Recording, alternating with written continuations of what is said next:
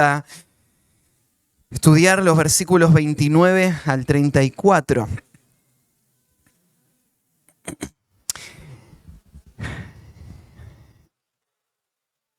Bueno, estamos ya llegando a la última sección del Evangelio de Mateo. Aunque quedan todavía varios capítulos, estamos ya en la última etapa del ministerio del Señor. Ya hace varias semanas que venimos leyendo que Jesús está yendo hacia Jerusalén y ahí es donde se va a dar el desenlace final de todo su ministerio terrenal. Y cuando llegamos al final de este capítulo, Jesús ya había abandonado para siempre, para no volver más a la zona de Galilea, donde él había sido rechazado. Y ahora está yendo hacia Jerusalén, determinado a poder enfrentar esta última etapa, que es para lo que él había venido, ¿no? Él vino para buscar y salvar lo que se había perdido, y para esto él iba a ser crucificado, iba a dar su vida para rescatar al hombre del pecado. Así que Jesús, consciente de lo que le espera en Jerusalén, está avanzando hacia allá y él no duda de ese propósito que el Padre tuvo para él y de poder dar su vida para servir a una de las personas que le habían rechazado. Pero como vimos la semana pasada, los discípulos parecen no entender toda la situación que se está viviendo. Porque mientras Jesús está yendo hacia Jerusalén para dar su vida y salvar al hombre de su pecado, los discípulos están todavía pensando quién va a tener el lugar de más importancia en el reino. En el pasaje de la semana pasada vimos el pedido que esta mamá y sus dos hijos hicieron al Señor. ¿Quién se va a sentar a la derecha o a la izquierda? Así que mientras Jesús está comprometido con dar su vida por completo en un altar de sacrificio por el bien de otros, los que están siguiendo a Jesús no están pensando en sacrificar, no están pensando en dar su vida por otros, están pensando en qué beneficios van a tener, están pensando en qué posición van a ocupar en el reino. Y la semana pasada vimos a Jesús con paciencia volver a enseñarles a ellos de lo que es la verdadera grandeza. Y Jesús mostró el servicio no como el camino a la grandeza, sino como la grandeza misma. Esto es lo que hace a alguien grande. Se entrega por otros. Y Jesús se presenta a sí mismo como el ejemplo de lo que significaría servir de una manera desinteresada.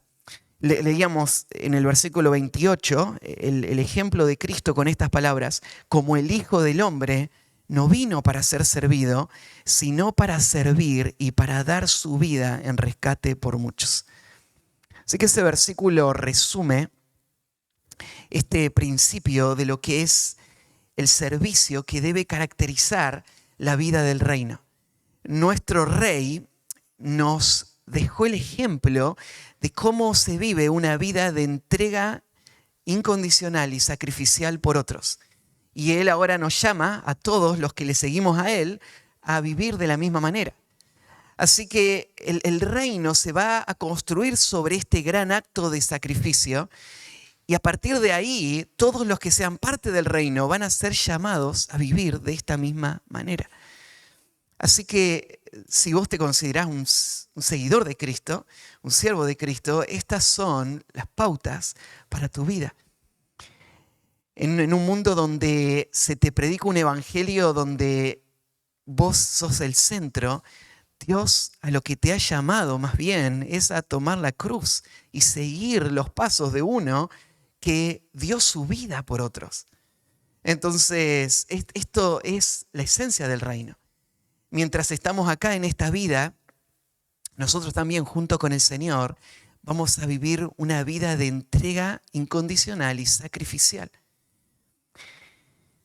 Ahora, de ese punto vamos a pasar ahora a la siguiente historia, en donde yo veo a Jesús ahora ilustrar cómo se ve esa vida de servicio. Porque después de decir que el Hijo del Hombre vino a buscar y a salvar lo que se había perdido, Jesús va a vivir una situación con alguien, con dos hombres, que para la sociedad van a ser hombres totalmente despreciados, hombres sin ningún valor ni ninguna importancia. Pero aún frente a la cruz que le espera en pocos días a Jesús, Jesús va a mostrar amor y misericordia. Jesús va a parar todo lo que estaba haciendo para atender a dos personas que van a venir a Él clamando por misericordia.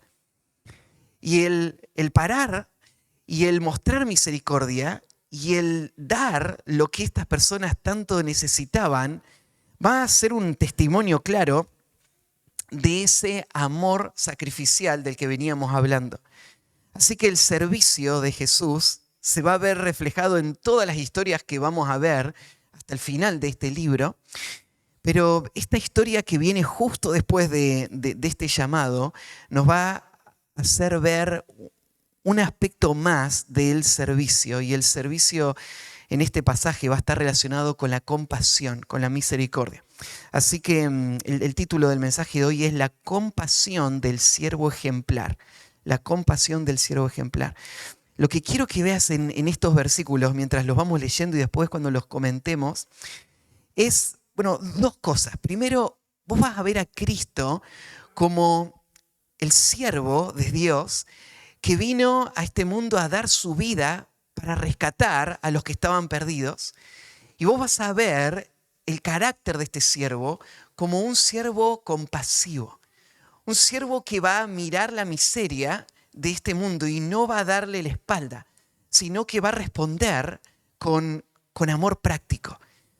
Y cuando vos veas el carácter de Cristo en esta historia, vos vas a poder recordar, si es que un día Cristo te rescató a vos de tu condición perdida, vas a poder acordarte, leyendo esta historia, de cómo fue tu salvación.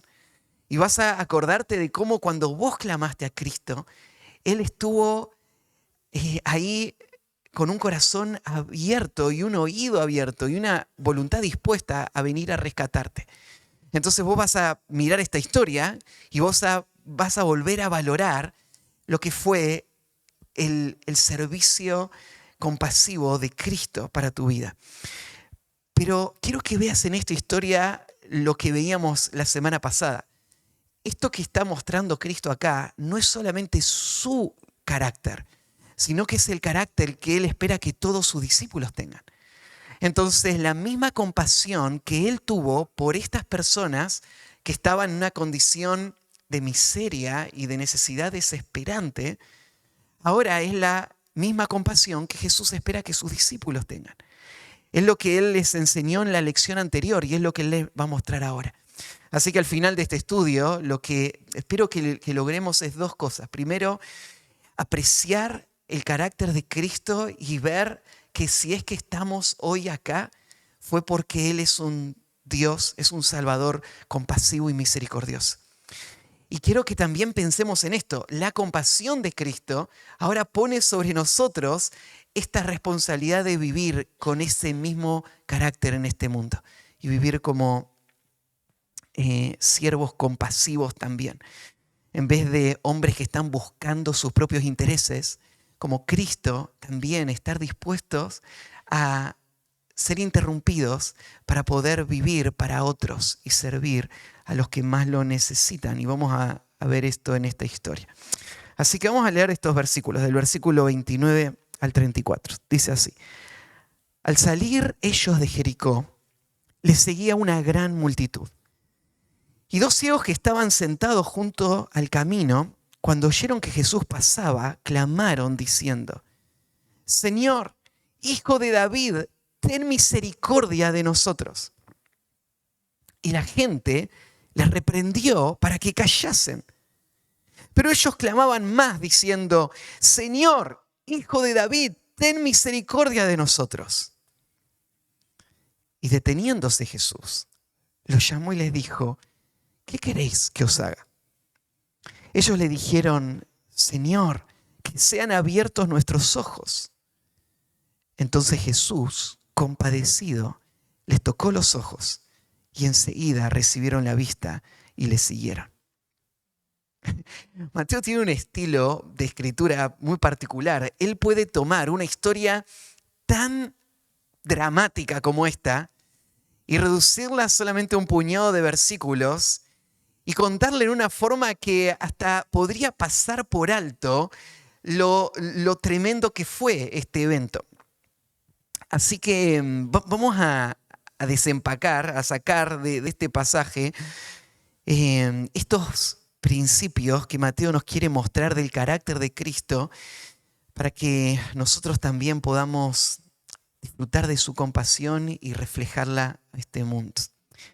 Así que la compasión del siervo ejemplar, en primer lugar, vamos a ver, ante un clamor desesperado. La compasión del siervo ejemplar, en primer lugar, ante un clamor desesperado. Ahí el versículo 29, poniéndonos en el contexto de esta historia, y sabemos que Jesús va yendo hacia Jerusalén, pero ahora Mateo nos va a decir en qué punto del viaje ya está Jesús. Él está ahora en la zona de Jericó. Dice ahí, al salir ellos de Jericó, les seguía una gran multitud. La ciudad de Jericó, o como es su nombre, la ciudad de las palmeras, es un oasis que en una zona muy desértica sobresale. La ciudad la conocemos porque nos acordamos de la historia cuando cruzó Josué el Jordán para conquistar la tierra. Esta fue la primera ciudad que va a caer. Y nos acordamos de la situación con las murallas y cómo rodeó Israel la ciudad y cayó la ciudad. Así que Jericó es una ciudad que nos suena muy familiar. De hecho, hay algo que tenés que notar de esta historia. Si bien Mateo no está haciendo una gran, no está sobresaliendo esto de una manera muy clara, sí el paralelo es claro. ¿Saben? El nombre Jesús es el mismo nombre en hebreo, Josué. Así que tenés a Josué que está viniendo a la ciudad de Jericó. Para llegar a la ciudad de Jericó, Jesús cruzó el Jordán. Así que está llegando y hay una temática que uno podría ver también reflejada en esta historia. Porque muchos siglos después, otro Josué va a llegar a la ciudad de Jericó, no para tener una victoria como la que Josué tuvo como un general que destruyó la ciudad, pero sí para tener una victoria que iba a ser aún mucho más significativa y trascendente en esa ciudad y en toda la nación y en el mundo entero. Entonces hay una temática interesante acá de Jesús llegando a Jericó. Solo para que sepan, Jericó va a ser la última parada antes de llegar a la ciudad de Jerusalén. Para todos los que viajaban hacia Jerusalén, este era un punto de paso muy común y que estaba muy cerquita ya de la ciudad. Aproximadamente caminando hubiesen tomado unas 6 horas para llegar, así que estaba a una distancia muy corta. De hecho, en algunos momentos de celebración desde Jericó se podía escuchar la música en la ciudad de Jerusalén. Este es un tiempo de celebración. ¿Se acuerdan que Jesús está viajando junto con mucha gente que va para Jerusalén para celebrar la fiesta de la Pascua? Así que del mundo entero está viniendo gente hacia Jerusalén y Jesús también viene con sus discípulos. Y una vez que llegan ahí a Jericó, lo que falta es una trepada muy fuerte, donde en estos poquitos kilómetros, creo que son 17, 18 kilómetros, van a trepar casi 1000 metros de altura. Jericó es una ciudad que está al lado del Mar Muerto, está a 250 metros bajo el nivel del mar y la ciudad de Jerusalén está a 750 metros sobre el nivel del mar. Entonces, la Biblia muchas veces usa esta imagen que cuando uno va de Jerusalén hacia Jericó, desciende. La historia del buen samaritano, ¿no? Un hombre descendía de Jerusalén a Jericó. Y es que sí, literalmente están bajando una altura muy empinada. Así que a Jesús le faltaba ese último trayecto para llegar a su destino final. Cuando Jesús llega a la ciudad de Jericó, uno tal vez puede imaginar algo de la escena que hubiese visto Jesús. Jericó era una ciudad que había sido reconstruida varias veces. Herodes había hecho las últimas ampliaciones a la ciudad y había construido una gran fortaleza y había bastantes personas viviendo en la zona. Los romanos habían construido un sistema de acueductos con el que regaban toda una región y se había creado una zona muy, muy fértil. Así que la tarde que Jesús llegó, después de haber viajado por muchas horas, habría sido una tarde de primavera, tal vez similar a la época en la que estamos nosotros ahora, donde Israel estaba saliendo del invierno y pasando a la primavera, en una región donde usualmente hace calor, así que uno se imagina una tarde calurosa que Jesús está entrando a la ciudad. Mateo no nos cuenta muchos detalles de la llegada a Jericó, aunque en otros pasajes hay algunas historias conocidas de cómo fue su tiempo ahí. Tal vez la historia más conocida es que cuando Jesús llega a Jericó, había mucha gente curiosa queriendo ver a Jesús. Jericó era una ciudad de paso, había una zona, ¿no es cierto?, de comercio, y estaban acostumbrados a ver comitivas que pasaban por ahí, pero esta era una comitiva muy especial. Jesús venía acompañado de mucha gente que se había ido sumando al grupo, más no solamente porque iban para allá, sino por el interés que generaba Jesús.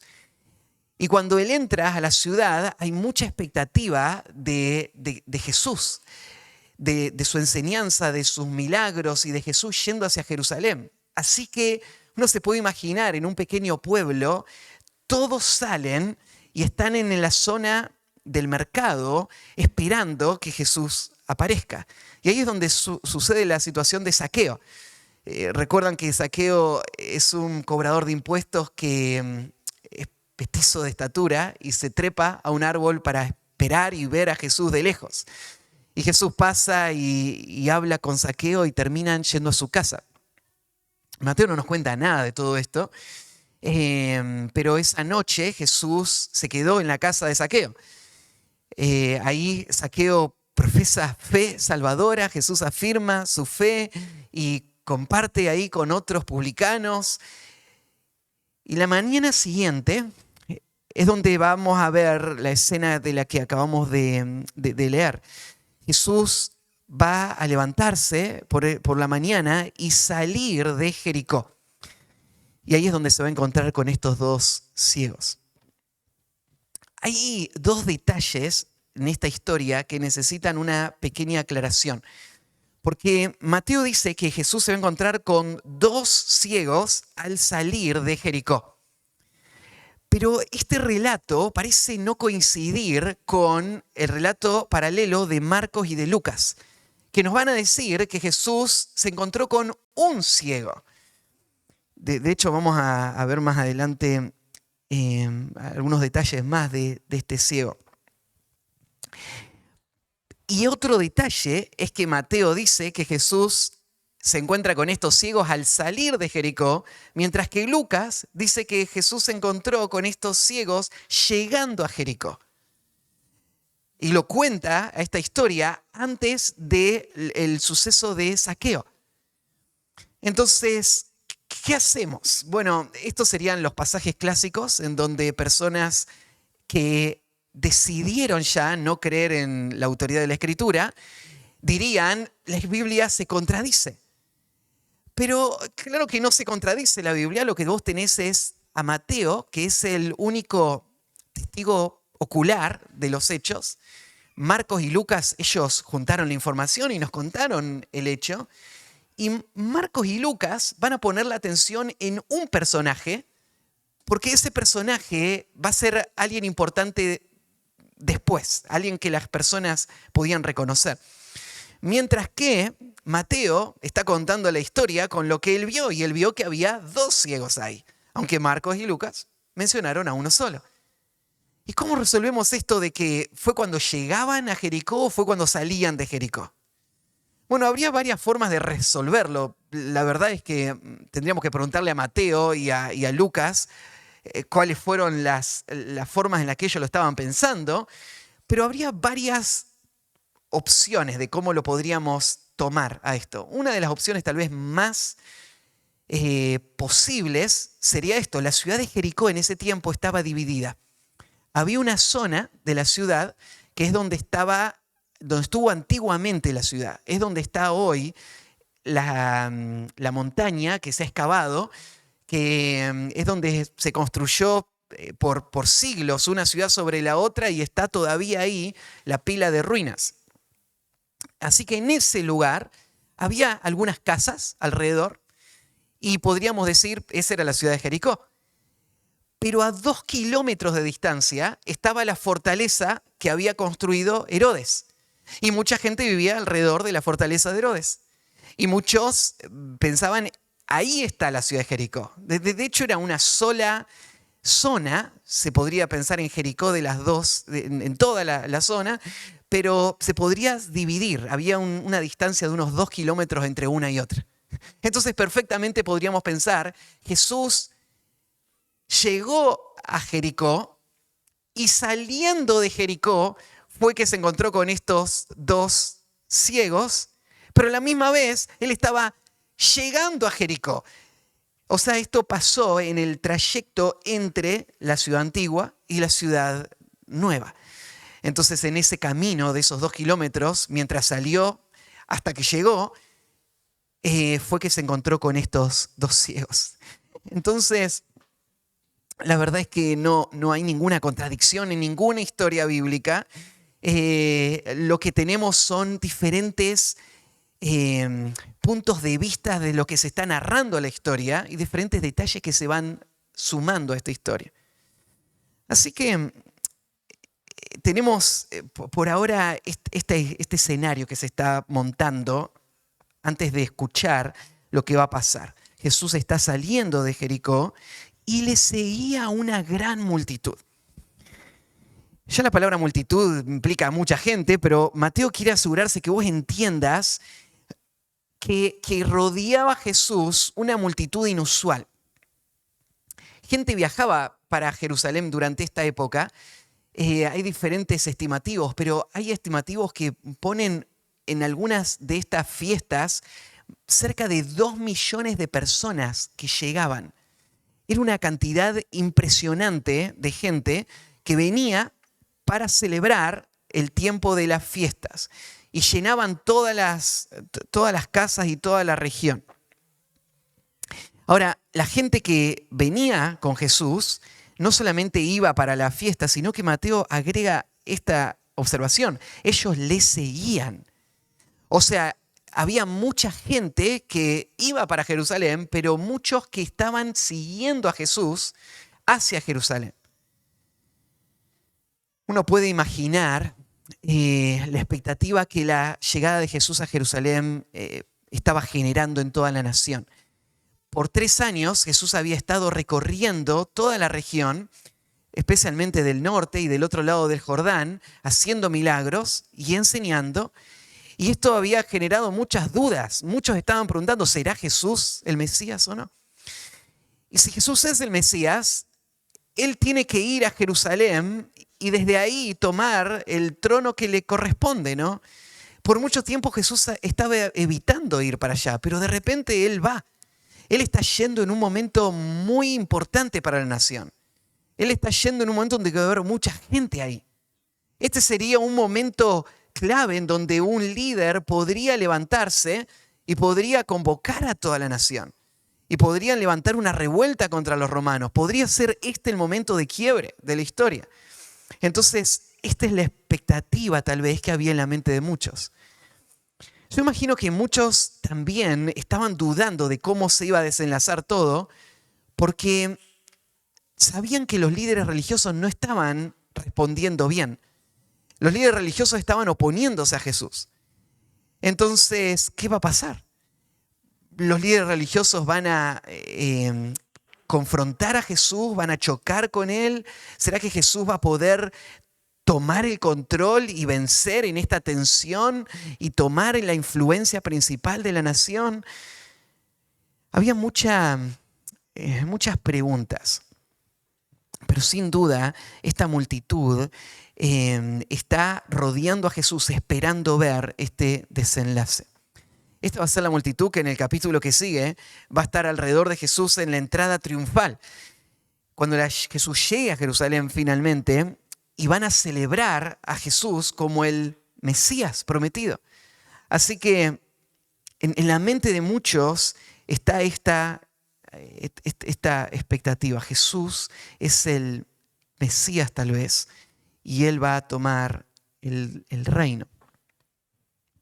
Así que después de armar ese escenario, ahora Mateo nos va a contar la situación en donde vamos a ver a Jesús como este siervo compasivo. Y dice el versículo 30, y dos ciegos que estaban sentados junto al camino, cuando oyeron que Jesús pasaba, clamaron, diciendo.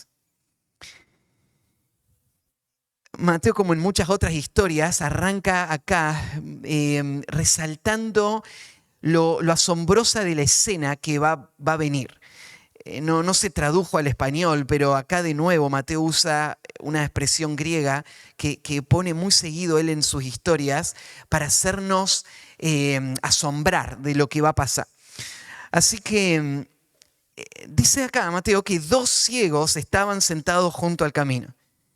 Yo te expliqué que tanto Marcos como Lucas dicen que era un ciego el que estaba ahí y le dan un nombre a este ciego. Y tal vez recuerdes, su nombre era Bartimeo. Ahí en Marcos 10:46 dice que Bartimeo el ciego, hijo de Timeo, estaba sentado junto al camino mendigando. ¿Por qué Marcos menciona a Bartimeo por nombre? Bueno, no podemos estar seguros, pero podríamos imaginar esto. Marcos está escribiendo su evangelio supervisado por el apóstol Pedro en Roma. Y cuando él escribe esto, él menciona, el que estaba ahí era Bartimeo. Podríamos pensar entonces que la gente a la que le está escribiendo Marcos el Evangelio, para que ellos lean la historia de Jesús, sabían quién era Bartimeo el ciego. El hecho de que en Roma creyentes sepan quién es Bartimeo nos haría pensar que este hombre que vivió esta situación no solamente fue curado, sino que, después va a decir más adelante, él se convirtió en un seguidor de Cristo. Y un par de décadas después, cuando la iglesia ya está establecida, este hombre es un hombre bien conocido entre los creyentes, a quien Marcos acá está señalando y dice, era Bartimeo el que estaba ahí afuera. Te voy a contar la historia de lo que pasó con él.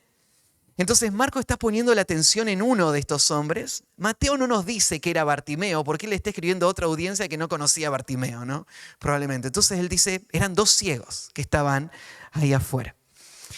Dice que estaban sentados junto al camino y Marcos agrega el detalle que Bartimeo estaba ahí mendigando. Y sí, para eso estaban al lado del camino. Ellos, como ciegos, probablemente habiendo nacido ciegos, bueno, es posible alguna enfermedad que te lo haya generado también, ahora no tienen posibilidad de generar ningún recurso. Y su única esperanza para no morir es la generosidad de las personas. Así que estas personas están condenadas a estar ahí, en ese lugar público, día a día, esperando que por misericordia personas le den lo que necesitan para sobrevivir un día más. Esta es la vida de un ciego en ese tiempo. Hay muchos ciegos en el ministerio de Jesús. ¿Te llama la atención cuántos? Varias veces ya vimos la sanación de un ciego antes y queda una más todavía. Y hay otro pasaje donde Jesús sana a mucha gente y ahí menciona que sana a muchos ciegos. ¿Por qué había tantos ciegos en tiempo de Jesús? Bueno, había muchas enfermedades que no tenían tratamiento. Hoy muchas personas se operan de la vista cuando tienen catarata, por ejemplo, y bueno, ya no queda ciega, pero otras personas en el mundo antiguo sin estas operaciones quedaban ciegas. Las personas allá estaban expuestas al sol y al clima y a una vida que perjudicaba la vista mucho más, ¿no? Hace tiempo acá en nuestra iglesia había alguien que estaba quedando ciego y cuando fue al médico le preguntaron, ¿vos trabajabas con fuego, cocinando? Y entonces la persona le contó cuando era chica, le ayudaba a la mamá. Y el calor del fuego y las chispas del fuego habían lastimado sus ojos y hoy estaba casi completamente ciega. Entonces hoy en nuestra vida moderna no tenemos tantas razones para quedar ciego como en el mundo antiguo. Así que había muchos más ciegos y estaban ahí, estos dos. Estaban sentados junto al camino mendigando. Y menciona que cuando oyeron que Jesús pasaba, clamaron. Hay una combinación de cosas. De repente ellos ven o sienten toda la conmoción y escuchan lo que la gente está diciendo. Escuchan que está hablando acerca de que Jesús estaba ahí. Y probablemente estos ciegos habían ya escuchado antes hablar de Jesús. De nuevo, hace 3 años Jesús está recorriendo toda la región y Jesús es un hombre muy conocido. Sus milagros son muy conocidos. Estos dos ciegos, con lo que van a decir, saben muy bien quién es Jesús. Y saben muy bien lo que Jesús es capaz de hacer. Para este momento los ciegos saben probablemente que Jesús había sanado a otros ciegos. Así que, ¿qué chances habría de encontrarse un día con Jesús? Para estos hombres que no pueden viajar, no pueden moverse, están ahí condenados a sentarse y esperar en la misericordia de gente que pasa. Pero de repente Jesús, el famoso Jesús, el poderoso Jesús, está acá. Hay un montón de gente hablando de Jesús y entonces ellos claman. La palabra clamar habla de un grito. De un grito desesperado. Para que Jesús les atienda, ellos tenían que ser oídos. Para ser oídos, ellos tenían que estar dispuestos a que la gente, o hacer el ridículo frente a la gente, ¿no? A que dos hombres grandes estén ahí a los gritos pelados en el medio de la nada. Jesús, Jesús, Jesús. Pero a ellos no les importa.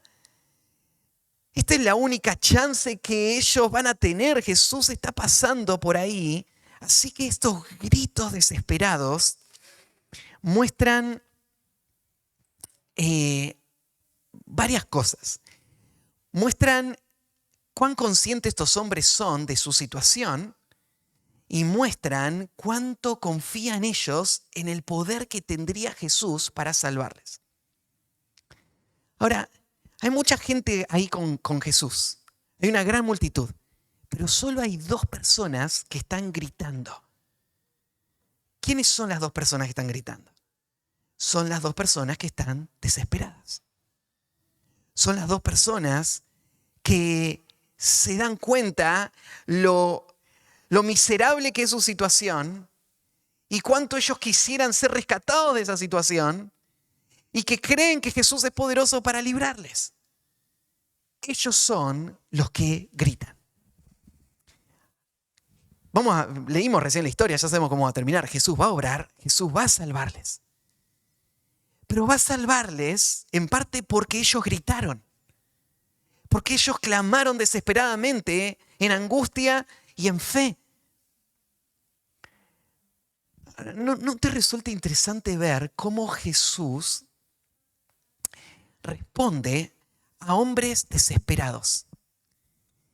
Pero para estar desesperado, primero tuvo que estar esa condición y la conciencia de esa condición y la fe para creer que Jesús puede hacer algo.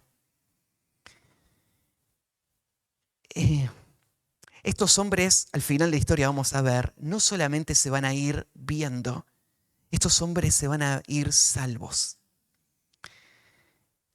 Alrededor de estos hombres hay mucha gente más. Y mucha de esa gente no va a irse salva ese día. No va a irse salva porque no gritaron. Y no gritaron porque no se sentían igual de desesperadas que los dos ciegos. Y no gritaron porque no se veían igual de vulnerables y dependientes completamente en un solo hombre que les podía rescatar. No se fueron salvas porque no creyeron que Jesús era capaz de salvarles. Y esto me hace pensar en cómo Dios obra en la salvación de personas. En su misericordia, Dios crea debilidad y necesidad. Y Dios abre los ojos de personas a su condición. Y Dios permite que esas personas crean en Cristo para que vean en Él la única esperanza para que les rescate de esa condición. Y pone en su corazón esta pasión de clamar sin importar nada más para buscar en Cristo la salvación. Y entonces Dios se las da a través de Cristo. Pero nadie va a clamar hasta no verse necesitado. Y esto es lo que Dios hace por su pueblo. Esto es lo que Dios hace para rescatar a cualquier persona de su condición perdida. Acá está hablando este pasaje de personas que son ciegas físicamente, realmente. Ahora, en el pasaje anterior, cuando Jesús dijo a qué vino este mundo, Él vino para dar su vida en rescate por muchos. Jesús está mostrando que su verdadera intención es rescatar a las personas de algo mucho peor que una enfermedad física, ¿no? La sanación física es solamente una herramienta para mostrar que Él es el verdadero Salvador y para que las personas le busquen. Pero lo que Él quiere es salvar a las personas de la enfermedad del alma. Pero te das cuenta que la enfermedad del alma y la enfermedad física funcionan en una manera similar. Cristo salva a personas desesperadas, a personas que ven su verdadera condición.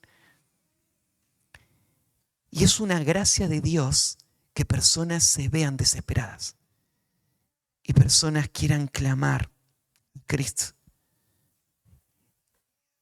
Así que ves a estos ciegos ahora responder con este clamor.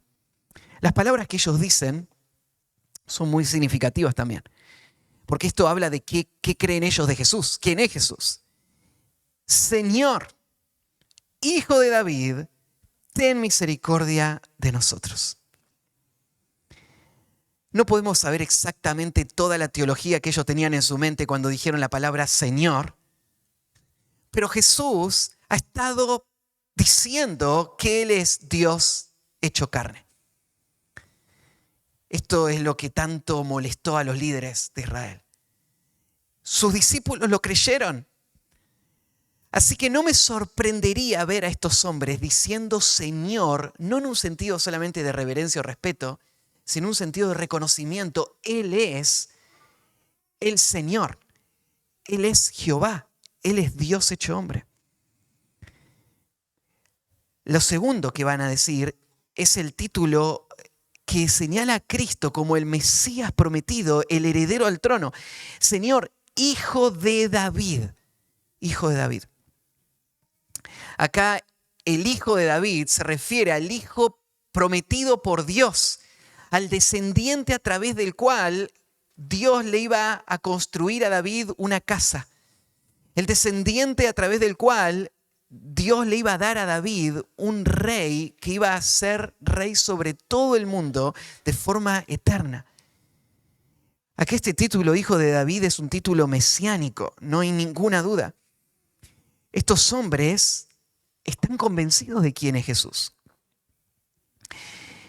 En otros pasajes vemos que personas se habían hecho esta pregunta: ¿será él el hijo de David? Pero estos hombres lo afirman sin ninguna duda: él es el hijo de David. Van a pedir misericordia y van a decir: ya que él es Señor e hijo de David, ahora ellos esperan que él tenga misericordia y les conceda la sanación.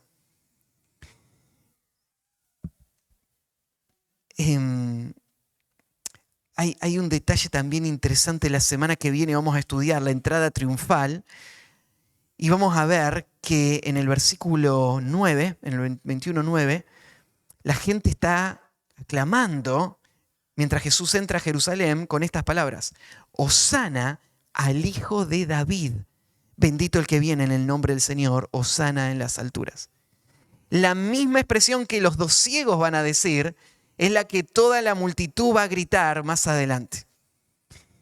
Y yo creo que hay una relación entre las dos historias, porque lo que los ciegos ven de Jesús, más adelante toda esa multitud va a creer de Jesús y va a decirlo con convicción también.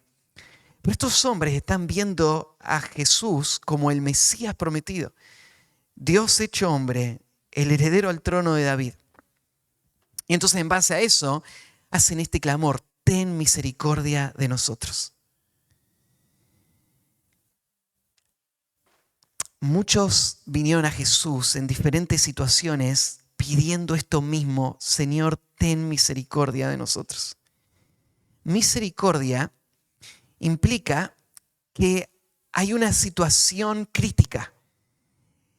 Una persona está en la miseria y espera que en la otra, a quien le va a pedir misericordia, haya una inclinación a verle en esa condición y querer ayudarle. Así que estas personas, estos dos ciegos, están pensando: él es el rey prometido, pero en el rey podríamos esperar que esté esta disposición a salvar. Ellos tal vez eran conscientes de las profecías del Antiguo Testamento que hablaban de este rey como un rey misericordioso. Y ellos habían escuchado las historias de lo que él había hecho con otras personas. Así que están esperando de Cristo poder recibir también misericordia en esta situación.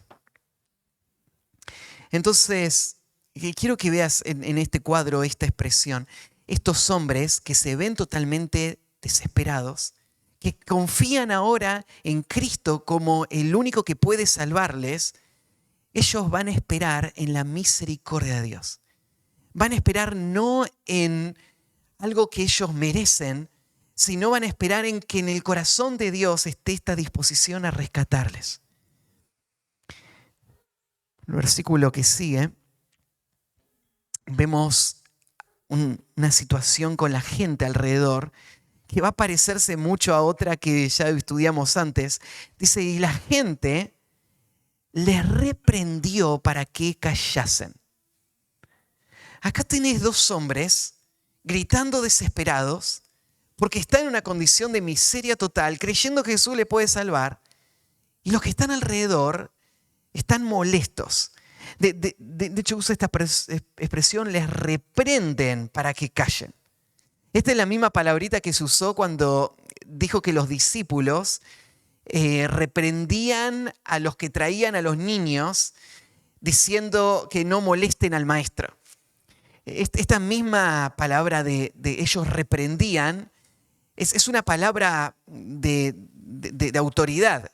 Es la palabra de alguien que va a retar a otro. Así que acá está la gente retando a estos dos ciegos, diciéndole: cállense la boca, ya no griten más. Eso me hacía pensar esta semana en cómo tal vez la condición física de estos hombres la vestimenta que ellos tenían, el estatus social en el que estaban, hacía que sea fácil para la gente menospreciarlos. Entonces, tal vez no retaría a una persona, a un rico, poderoso o influyente, pero a un ciego que está ahí molestando, a esta persona es más fácil retarla, ¿no? Por menosprecio. Así que toda esta multitud ahora está reflejando un menosprecio generalizado. A esta multitud no le importa la situación de ellos, de estos dos ciegos, sino que le molestan los gritos. ¿Por qué le molestarían los gritos de esta gente? Bueno, se me ocurrirían dos cosas. Una, podríamos pensar, le está molestando el hecho de que estén gritando. Nosotros venimos todos viajando, ¿no es cierto? Y hay dos locos ahí gritando sin parar y no nos dejan tranquilos. O tal vez este reto, no, cállense, cállense, tal vez fue parecido al de los discípulos cuando retaron a los que traían a los niños, pensando, Jesús tiene cosas más importantes que hacer. Jesús no va a parar por ustedes, váyanse de acá. Estamos muy ocupados, estamos yendo hacia Jerusalén a la fiesta. Tal vez esa actitud.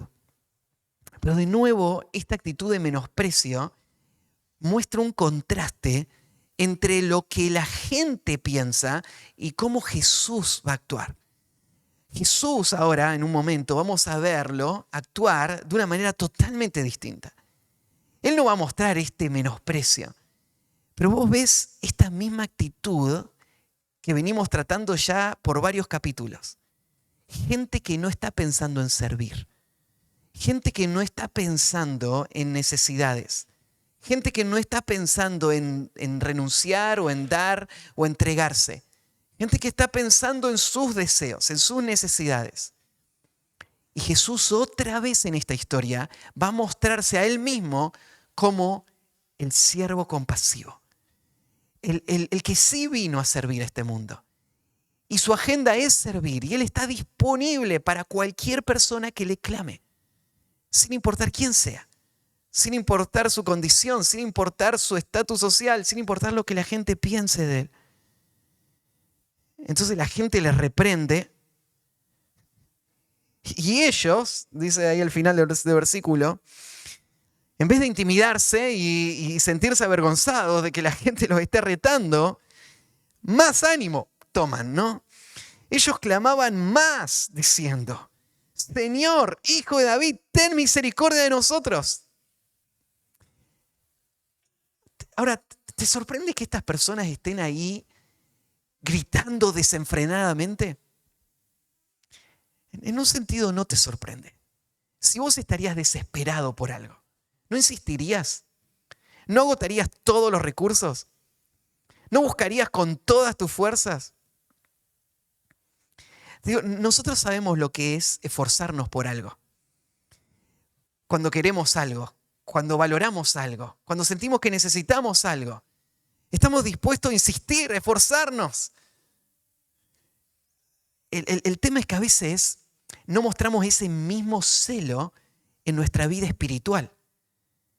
Ahora, estos dos hombres están en esta situación desesperada, sabiendo esta es una oportunidad única. ¿Cuándo va a volver Jesús a Jericó? Nosotros sabemos, Él nunca va a volver. Esta es la última vez que va a estar Jesús ahí. Y Jesús está yendo. Ya pasó. Está a lo lejos. La gente que está allá está gritando, cállense, pero no pueden dejar pasar esta oportunidad. Así que con más insistencia claman. Ahora, yo quiero que vos lo veas en el plano espiritual a esta situación. Jesús vino a dar su vida y a rescatar a los perdidos. La gente no tiene compasión por algunos de los que parecerían más indignos, pero Jesús vino a esto. Él vino a buscar y a salvar lo que se había perdido. Y acá hay dos personas perdidas. Pero la compasión de Cristo por estas dos personas va a surgir a partir de un clamor, a partir de un pedido, a partir de una insistencia de ellos. Una insistencia que no se va a dejar persuadir por nadie. Yo necesito a Cristo. Yo necesito lo que solo Cristo puede dar. Y no voy a parar hasta que Él me lo dé. ¿Se acuerdan de esa situación cuando Jacob está volviendo a Canaán y se encuentra con el ángel de Jehová? Y está peleando una noche con el ángel de Jehová. Y cuando ya estaba amaneciendo, el ángel de Jehová le dice, déjame ir. Y Jacob le dice, no te voy a dejar ir hasta que me bendigas. ¿Te acordás? Esa lucha es una imagen clara de esta lucha de Jacob con Dios. Y esta determinación de Jacob aún en su debilidad, aún cuando el ángel de Jehová le toca el muslo y se sale del lugar y queda con una renguera de por vida, aún ahí él dice, no te voy a dejar hasta que me bendigas. ¿Te das cuenta? Este mismo principio en estos hombres. Jesús es mi única esperanza. ¿A dónde voy a ir? Solo Él tiene palabras de vida eterna. ¿Qué voy a hacer? Más que gritar y clamar a Cristo. Jesús en el Sermón del Monte dijo, pedid y se os dará, buscad y hallaréis, llamad y se os abrirá, porque todo aquel que pide recibe y el que busca halla y al que llama se le abrirá. Eso es lo que están haciendo estos dos hombres, pidiendo. Y Jesús dijo, el que pide va a recibir. Así que, primer punto, la compasión del siervo ejemplar es ante un clamor desesperado. Segundo, la compasión del siervo ejemplar es en respuesta a un pedido específico. En respuesta a un pedido específico. Entonces, dice el versículo 32, deteniéndose Jesús, los llamó y les dijo, ¿qué queréis que os haga? Jesús siempre tiene tiempo para las personas que le buscan. Y acá hay dos hombres gritando desesperadamente. Y sí, Jesús está rodeado de una gran multitud. Pero Él va a parar. Él va a parar a toda la multitud. Sí, es verdad que Jesús está yendo hacia Jerusalén. Esa mañana se levantó saliendo hacia Jerusalén, esas horas de viaje y entonces la entrada triunfal y la última semana de ministerio y la crucifixión, la agenda que tiene por delante es la más importante de toda la historia de la humanidad. No hubo una semana más importante que esa en toda la historia. Pero aún así, Jesús detiene su llegada a Jerusalén para dar su vida por todo el mundo por dos hombres. Por dos hombres mendigos. Por dos ciegos que la gente le está diciendo que se calle. Jesús para todo y está con ellos. Como es lo que Él dijo recién, les leía, si llaman, se les va a abrir. No hay nadie que invoque el nombre del Señor que va a ser rechazado. Y por eso Jesús acá va a responder al llamado de ellos. Marcos agrega un detalle ahí en la historia paralela, en el capítulo 10, en el versículo 49 y 50. Dice, entonces Jesús, deteniéndose, mandó llamarle. Y llamaron al ciego, diciendo, ten confianza, levántate, te llama. Él entonces, arrojando su capa, se levantó y vino a Jesús. Mateo nos dice entonces que Jesús los llamó a los dos ciegos. Él usa la misma palabra. Ellos gritaron y ahora Jesús grita, vengan. Pero se ve que estaban a una distancia, así que no fue Jesús mismo el que les busca, sino que hay alguien más que se acerca a estos dos ciegos. Y nos agrega el detalle, Marcos, que cuando llegan estos enviados a hablar con ellos, le usan estas palabras. Ten confianza, levántate, te llama. O sea, lo más asombroso pasó. La multitud le está gritando que se callen y Jesús sí quiere escucharlos y ayudarles. Entonces, ten ánimo. El maestro quiere estar con ustedes, quiere escucharles. Él les llama. Y entonces, dice Marcos, nos agrega ese detalle. Entonces, arrojando su capa, se levantó y vino a Jesús. ¿Te imaginas la desesperación de este hombre que estaba ahí sentado? Por favor, alguien ayúdeme. Ahora le dicen, Jesús te busca y ya no le importa más nada de todo lo demás. Deja ahí todo lo que tenía, deja su capa, su única posesión, y se va atrás de ese hombre que le va a guiar hasta Jesús. Jesús le hace una pregunta. Cuando llega y se encuentran, Jesús le dice, ¿qué quieres que os haga? Estos dos hombres le preguntan, ¿qué quieren que les haga? ¿Por qué le pregunta esto Jesús? ¿No se da cuenta Jesús lo que ellos necesitan? ¿No sabe por qué le están gritando? Lo que Jesús va a hacer es darle una oportunidad para que su fe se exprese. Estos hombres van a hacer un pedido. Este pedido está basado en la conciencia que ellos tienen de su necesidad y la confianza que tienen en Jesús como el único que puede suplirla. Pero Jesús les deja que ellos, con su propia boca, digan cuál es su deseo y cuál es su necesidad. Ellos dicen entonces en el versículo 33, Señor, de nuevo usando el mismo término, que sean abiertos nuestros ojos. Que sean abiertos nuestros ojos. Algo de contexto.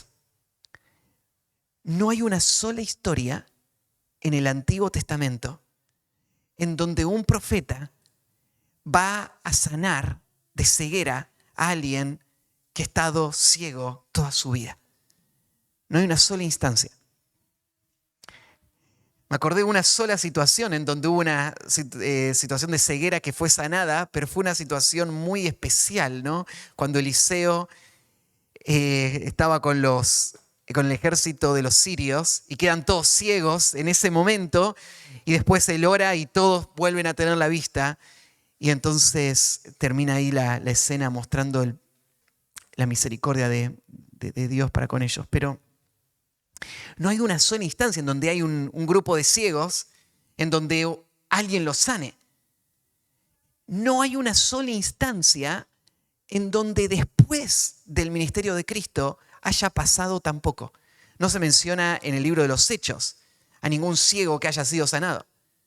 Lo que estos hombres están pidiendo es algo que en el Antiguo Testamento es señalado como una de las de los testimonios, una de las realidades que van a vivir el pueblo de Israel cuando venga el Mesías. El Mesías va a dar vista a los ciegos. Dios da vista a los ciegos. Solo Él lo puede hacer. Así que estos hombres, cuando Jesús les dice, ¿qué quieren que les haga?, van a pedir lo imposible. Van a pedir lo que es solo posible para Dios y lo que fue anunciado de que iba a ser hecho por el Mesías. Esta es la profesión de estos hombres, de la confianza que ellos tienen en quién es Jesús. Jesús es el Señor, Él es el Hijo de David. Ten misericordia significa, tú eres nuestra única esperanza. Queremos ver. En este pasaje Mateo no resalta el hecho de la fe de ellos, pero en Lucas, cuando se narra esta historia, en el capítulo 18, versículo 42 de Lucas, Jesús le va a decir al ciego Bartimeo, recíbela, tu fe te ha salvado. Y ahí Lucas señala que Jesús reconoció de estos hombres la fe. Y por medio de la fe ellos fueron no solo sanados, sino salvados. Así que toda esta historia no se trata solamente de un ciego que recibe vista, se trata de hombres que van a ser salvados. Ahora, un detalle más de esta historia. Acá tenés dos ciegos. Ciegos físicamente. Pero estos ciegos pueden ver algo que mucha gente a su alrededor no está viendo. ¿Qué es lo que pueden ver ellos? Ellos ven quién es Jesús. Ellos ven su necesidad de salvación. Y ellos ven que Jesús es su única esperanza. Ahora, ¿por qué ellos pueden ver esto y no lo pueden ver todas las demás personas a su alrededor? Bueno, en esta historia no se nos cuenta todo lo que hay atrás, pero déjenme recordarles que todos nacemos ciegos espiritualmente. Todos nacemos esclavos de nuestro pecado y endurecidos contra Dios. Que una persona pueda clamar a Dios afirmando que Él es, que clamar a Jesús, afirmando que Él es el Salvador y clamando por misericordia, esto es una gracia que Dios da. O sea, estos hombres recibieron la vista espiritual antes de recibir la vista física. La vista física fue algo que Cristo les concedió. Pero lo más importante que pasó con estos hombres no fue que fueron sanados sus ojos, fue que ellos fueron salvados por medio de su fe. ¿Y cómo fue que ellos pudieron ser salvados? El Señor abrió los ojos del alma para que ellos vean y crean y clamen. ¿No es interesante que en medio de un grupo de personas que están alrededor de Jesús, que escuchan sus enseñanzas, que ven sus milagros, no sea real que todos ven? El hecho de que una persona vea es un milagro, es una gracia de Dios. Una persona, un joven puede crecer en un hogar cristiano, escuchar toda su vida la enseñanza y ser parte de la multitud sin nunca aún haber visto. ¿Qué implicaría ver? Ver es más que solamente saber. Ver es la percepción que el alma tiene de quién es Cristo. Ver es más que solamente afirmar y decir, sí, Jesús murió, resucitó y Él es el Salvador. Es una inclinación del alma en donde Jesús se vuelve precioso para mí, en donde yo me veo perdido y estoy clamando junto con los ciegos, Señor, ten misericordia de mí. Y hasta que eso pase, no hay salvación real para un alma. Entonces, esta tensión, ¿no es cierto? Tal vez contradicción, ciegos que ven, es algo con lo que Mateo va a tratar y va a mostrar para exponer la rebeldía del pueblo. Más adelante vamos a ver el rechazo de la nación, en donde gente que ve, en realidad no ve. No ve lo claro, no ve el hecho, no ve quién es Jesús. Y por eso van a terminar crucificándole.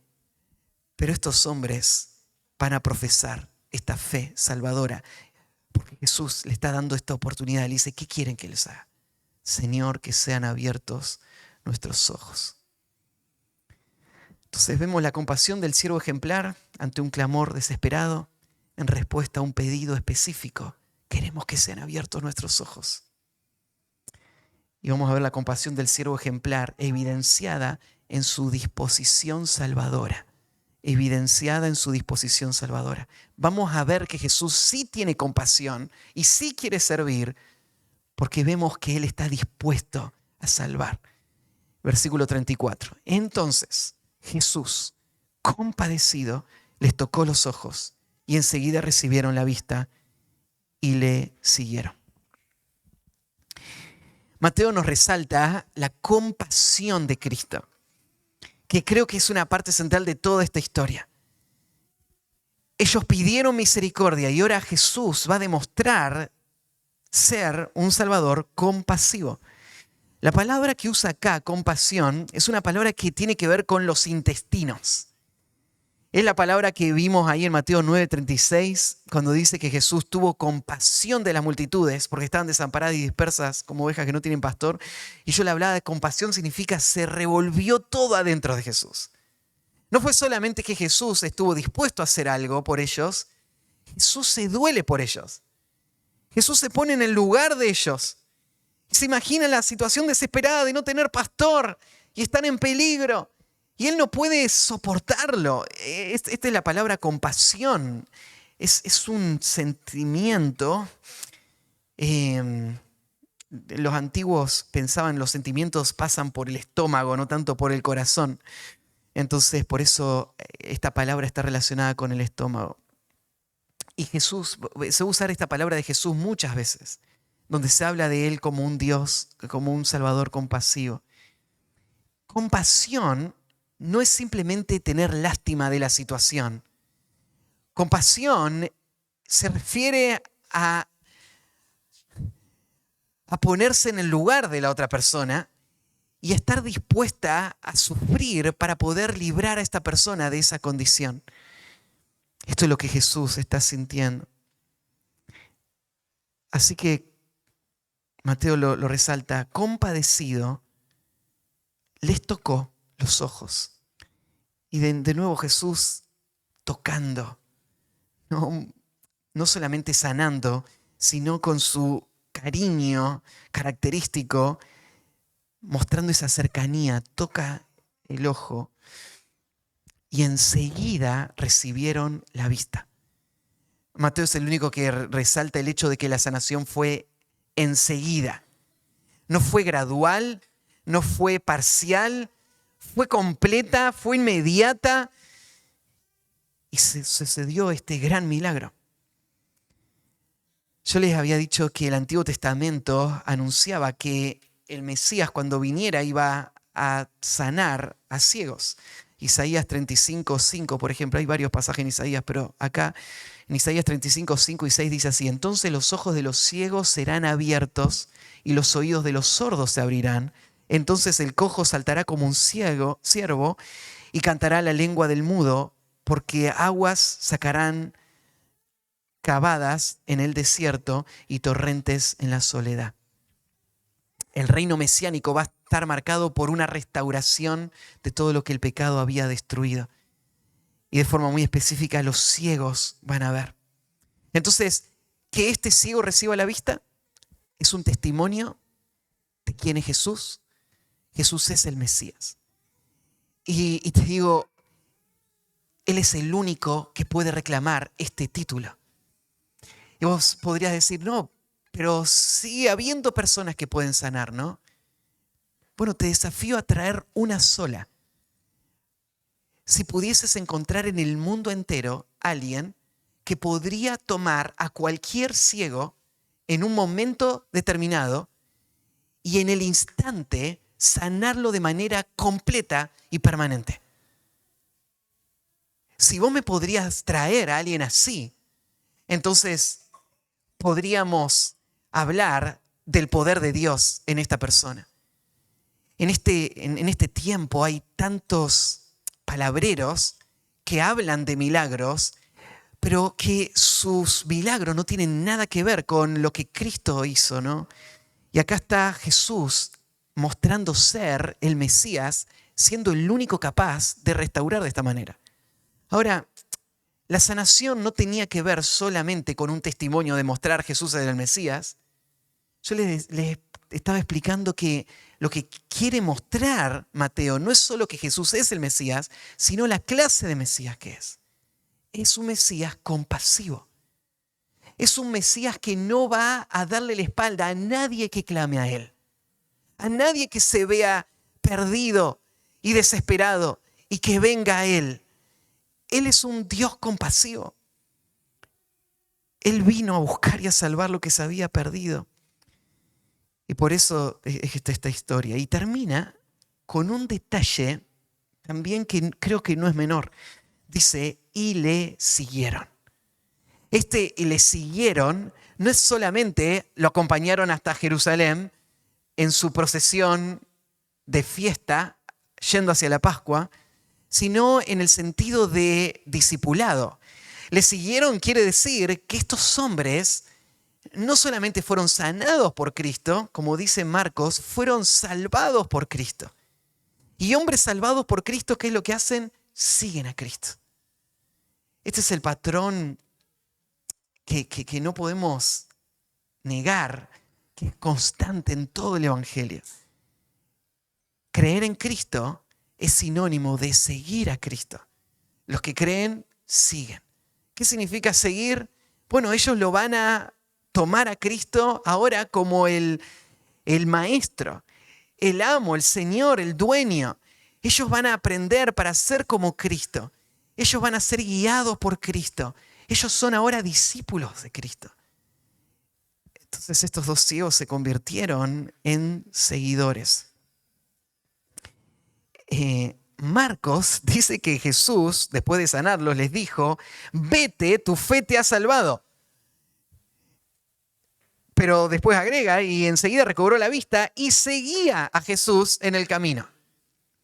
¿Cómo es esto? Jesús le dice: vete, y este hombre decide seguir a Jesús. Es que cuando Jesús le dice vete a este hombre, tal como lo hizo en muchas otras ocasiones, lo que Jesús está queriendo evitar es la conmoción dentro de multitudes muy manipulables o muy vulnerables a la sensacionalidad de la situación.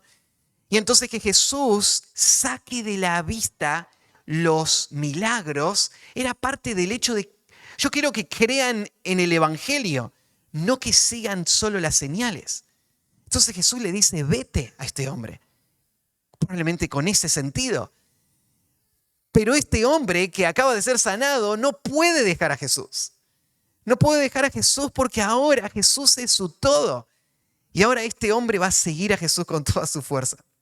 Fíjate, la fe verdadera obra en una persona con tal convicción de querer seguir a Cristo, que aún escuchando de Cristo las palabras vete, no deja a Jesús. Yo te explicaba, creer y seguir son inseparables.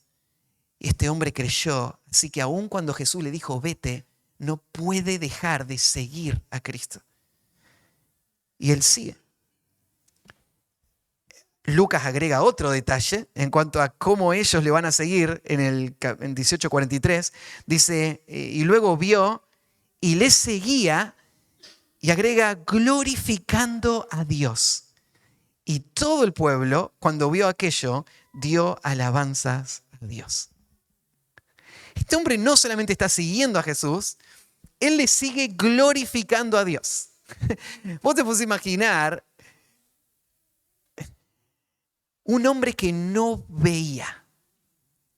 ¿Cuánto eso afectaba toda su vida?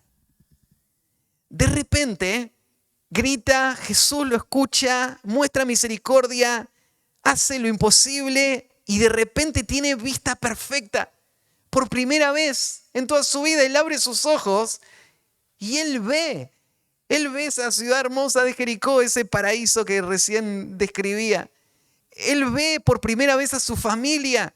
Él ve el rostro de Jesús. Él se ve a él mismo. Así que imagínate la alegría que hay en el corazón de este hombre. Él no puede contenerse. Él está gritando de alegría y contándole a todos. Él no sabe mucho, pero sabe algo. Antes era ciego, ahora veo. ¿Y quién me sanó? Jesús me sanó. Él es el Salvador. Él es el Hijo de David. Él les está predicando a todos inmediatamente. Y lo que sigue. Y entonces, punto y coma tenemos ahí en Lucas 18:43, como consecuencia, todo el pueblo, cuando vio aquello, dio alabanza a Dios. Ellos se volvieron en misioneros sumamente efectivos. No por toda la trayectoria que hayan tenido, sino por la pasión que tenían, por lo que había pasado. Y la gente los escucha y responde. Yo les hice mención también que Marcos habla de Bartimeo el ciego, porque probablemente la gente lo conocía, a Bartimeo. Y uno puede imaginar, tal vez después de ese día, Bartimeo siguió a Jesús hasta Jerusalén. Y fue uno de los seguidores de Jesús que siguió hasta la era de la iglesia. Y fue parte de la iglesia. Y no sabemos mucho más de qué haya sido de su vida, de qué manera el Señor lo haya utilizado, pero sabemos que Marcos lo conoce y la gente allá lo conoce también. Este hombre. Me llama la atención que lo llame todavía Bartimeo el ciego, porque ya no es más ciego, ¿no? Pero esto quedó incrustado en su vida, porque esto fue lo que él le contó a todo el mundo. Todos saben quién era el ciego. Todos saben cómo fue que Jesús le sanó. Porque él se encargó de glorificar a Dios con esto. Antes era ciego y ahora veo. Y también les hice mención de algo más. La semana que viene vamos a estudiar cuando entran a la ciudad de Jerusalén, 6 horas después de caminar, cuando llegan, todos están diciendo, Hosana al Hijo de David. Y en su mente lo que está resonando es lo que acaba de pasar en Jericó y el testimonio de estos ciegos que dijeron, Hijo de David, ten misericordia de mí. Y ahora están glorificando a Dios. Él es el Hijo de David. Así que vos ves también reflejada en esta historia que la compasión de Cristo es para las personas que están en la mayor miseria, pero que están dispuestos a invocar su nombre, a clamar a Él. Y su poder es capaz de librarles y de salvarles para convertirles en su vocero. Que llenos de gozo puedan anunciar a todos, antes era ciego y ahora veo. Y que el mundo pueda escuchar quién es Jesús. ¿Cómo terminamos entonces esta historia? Pienso algunas implicaciones prácticas serían las siguientes. Primero, tenemos que afirmar que Jesús es el Mesías. De nuevo, una historia que lo corrobora. Jesús cumplió lo que habían dicho los profetas. Él tiene las marcas del verdadero Salvador. Y esto me dice lo siguiente. A Él hay que ir por salvación. Así como los ciegos clamaron a Cristo, cada uno que se ve perdido tiene que clamar a Cristo porque no hay salvación en nadie más. No hay otro nombre dado a los hombres en quien podamos ser salvos. Jesús es el único. Y la pregunta sería si vos estás dispuesto a invocar al Señor hoy para tu salvación. Para que vos invoques al Señor, lo que hace falta es que el Señor abra los ojos de tu corazón para que vos veas tu condición y veas a Cristo. Si vos ves que Cristo es tu única esperanza, hoy es el día de clamar al Señor.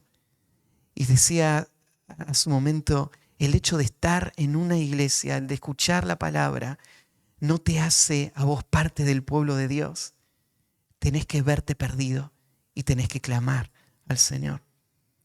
Y déjame agregar esto. El hecho de saber esto no te hace salvo. El hecho de clamar a Él te hace salvo. Romanos capítulo 10 dice, todo aquel que invocare el nombre del Señor será salvo. Y yo sé que ha habido mucha controversia en cuanto a esto de hacer una oración para recibir a Cristo. Y vos sabés que ninguna oración garantiza que vos sos salvo. Pero sí hay otro lado de esa ecuación. Nadie jamás fue salvo sin orar. Orar es necesario para ser salvo. No estoy diciendo que tenés que decirlo en voz alta, pero quiero decir que nadie fue salvo que primero no pidió. La salvación es un acto de Dios, pero Él concede esa salvación a los que claman, a los que gritan desesperado, Señor, ten misericordia de mí, a los que invocan el nombre del Señor. Sin eso no hay salvación. Escuchar toda tu vida el Evangelio, asentir al Evangelio, identificarte con el Evangelio no te salva. Clamar a Dios por salvación, eso es lo que caracteriza a todos los que van a recibir la salvación. Todo el que invocar el nombre del Señor será salvo. Entonces, podemos pensar en esa primera implicación. Lo segundo, quiero que pienses también, esto pasó en Jericó. Un par de horas después, toda la ciudad de Jerusalén sabía lo que había pasado en Jericó. Miles y miles de personas reunidas ahí para la Pascua. Estos hombres habían estado gritando, dando testimonio. Las multitudes habían visto el milagro. Pero una semana después iban a gritar, crucifíquenle. Iban a gritar, crucifíquenle, porque ellos querían a un salvador, pero querían un salvador político, querían un salvador económico. No querían a un salvador como Jesús. No querían a un rey a quien tengan que someterse. Entonces, el hecho de saber que Jesús es el Mesías no garantiza que una persona va a invocar el nombre de Cristo para ser salvo, porque eso requiere otra cosa. Requiere que uno incline su voluntad a Cristo como el Rey y le reconozca y le reciba para seguirlo a Él. Bueno, y la otra implicación que pensábamos desde el principio es que este pasaje no está solamente puesto acá para que vos admires a Cristo como un Salvador compasivo, sino que vos imites a Cristo como un siervo compasivo. Porque este pasaje sigue la historia anterior donde Jesús dijo, esta es la marca del reino. En el reino lo que hacemos es servir, es dar nuestra vida. Y esta historia es una historia donde se nos reflejó de nuevo esta verdad. Y vimos esa escena en donde la multitud callaba a estos hombres mientras Jesús mostraba misericordia por ellos. Y podríamos hacernos esta pregunta. ¿Cómo podríamos nosotros cultivar en nuestro corazón esta misericordia que Jesús mostró? Esta compasión por personas que están perdidas, que sería fácil descartar, que sería fácil menospreciar por su condición, pero que Jesús nos llama a amar y a buscar para que sean salvas. ¿Cómo podemos cultivar esa compasión? Creo que esta historia está puesta acá para ayudarnos. Esa última escena que yo te describía, estos dos hombres gritando de gozo, saltando de un lugar a otro, diciendo, antes estaba ciego y ahora veo. Ese cuadro debería alentarnos a todos a poder mostrar la compasión de Cristo por todos los que siguen ciegos y por todos los que hoy están perdidos, sabiendo que el poder de Cristo les puede salvar y el Señor les puede convertir en predicadores efusivos, contentos y celebrando su salvación. El Señor puede hacer eso. Y eso debería ser suficiente motivación para que podamos cumplir con el llamado que el Señor nos dio de llevar el Evangelio.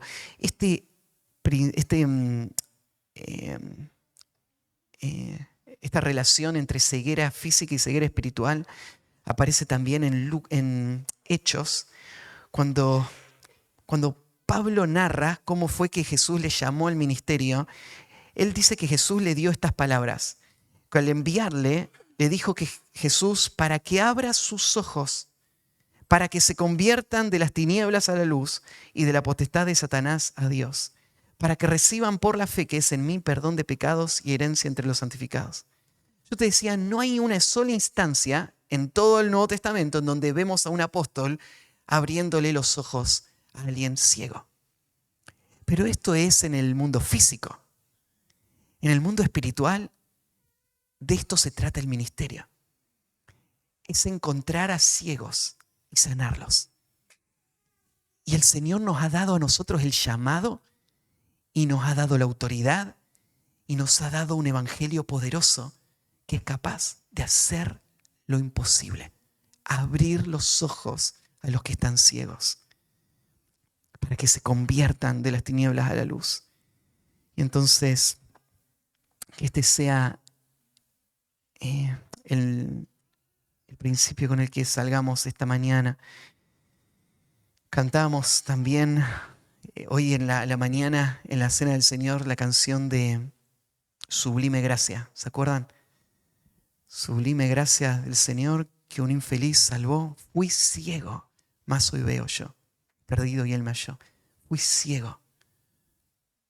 Vos sos ese ciego también.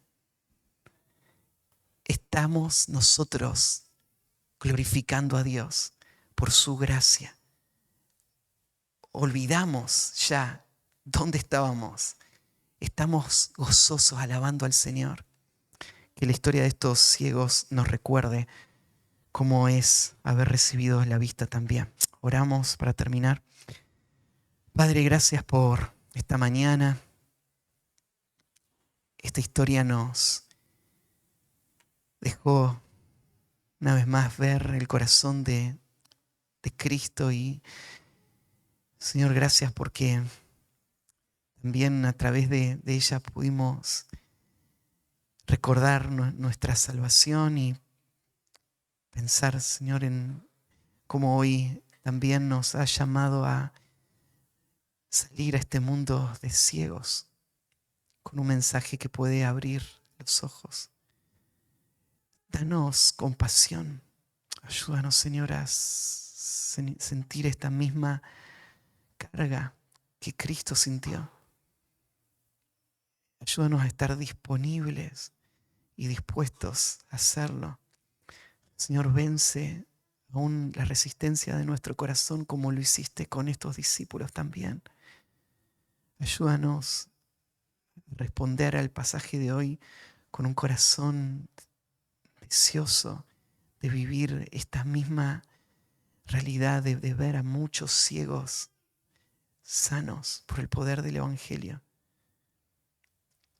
Danos, Señor, esta gracia. Aún en esta semana, concédenos algún alma.